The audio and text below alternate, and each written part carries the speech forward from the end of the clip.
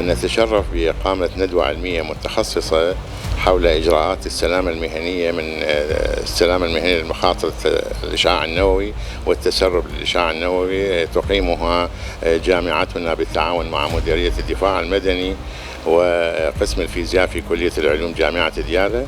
تتطرق الندوة بشكل عام إلى ما هو الإشعاع وما هي أنواع الإشعاعات النووية ومخاطرها وأهم الإجراءات المتبعة للوقاية من الإشعاع وانتشاره.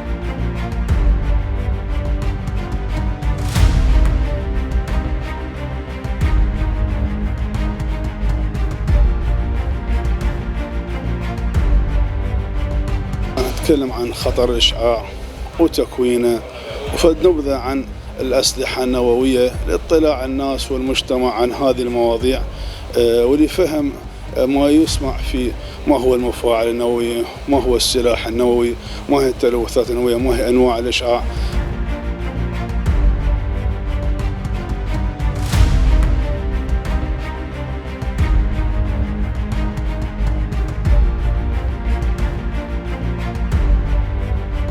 هنا الجامعة تكثف الندوات العلمية ودائما تستهدف فئات من المجتمع أكبر، يعني عدد الموظفين الجامعة.